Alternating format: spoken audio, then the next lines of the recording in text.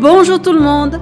Pour mieux accompagner les jeunes étrangers à venir étudier en France, j'ai déjà mis en ligne 3 vidéos. Vous trouverez les liens en description. J'y ai apporté quelques conseils et astuces qui j'espère vous aideront. Aujourd'hui, c'est donc la dernière vidéo de cette série dans laquelle je vais vous parler de l'alimentation. Il faut savoir que 90% des étudiants étrangers en France viennent des pays avec un très faible pouvoir d'achat.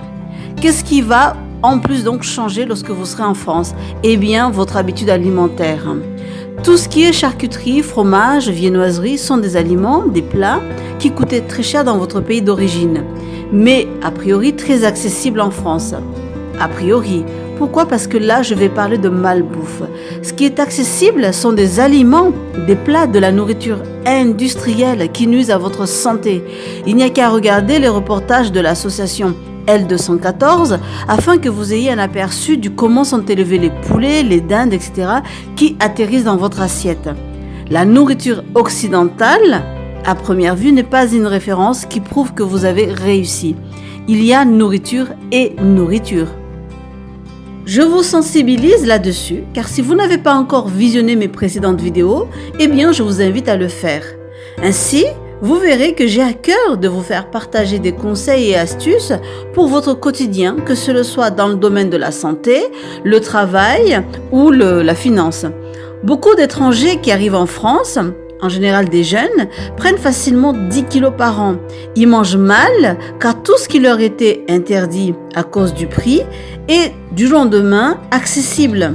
Pour votre santé, sachez que la manière dont vous vous alimentez avant, c'est-à-dire dans votre pays d'origine, des plats composés de fruits et légumes, eh bien, ça, c'est très bon pour votre santé.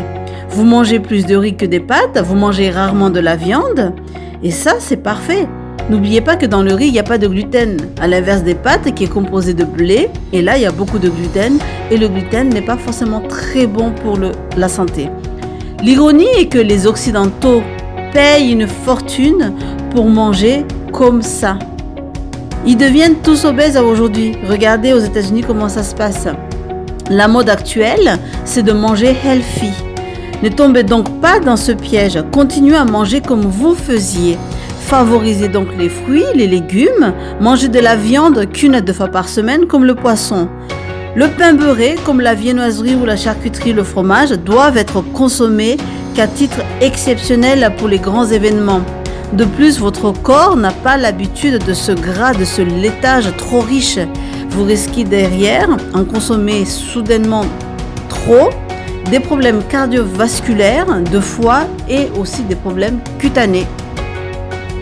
Voilà, j'espère que ces conseils vous seront utiles. Pour y arriver, vos parents, votre famille se sont sacrifiés. Faites en sorte que cela ne soit pas en vain. En résumé, ne lâchez pas vos études, ne lâchez rien, tenez le coup. Vous devez puiser dans votre courage, votre persévérance, mais pas au détriment non plus de votre santé. Vous avez vu qu'il existe des solutions pour faire des économies, pour travailler en respect des règles de l'immigration. Tout n'est pas perdu, il faut savoir chercher et écouter les bonnes personnes. En parlant de bonnes personnes, j'utilise ce merveilleux outil de partage qui est Internet, parce qu'à votre tour, quand vous réussirez, n'oubliez pas de partager à votre tour donc et ayez une pensée pour ceux qui vous ont tendu la main au bon moment, qui vous ont aidé. Pour finir, lorsque vous retournerez au pays, ne soyez pas arrogant, soyez humble, bienveillant, car si vous avez réussi, c'est parce que eux se sont sacrifiés, eux ils ont prié pour vous. Écrivez en commentaire vos questions, ce sera donc avec plaisir que je vous aiderai. Prenez soin de vous et à bientôt!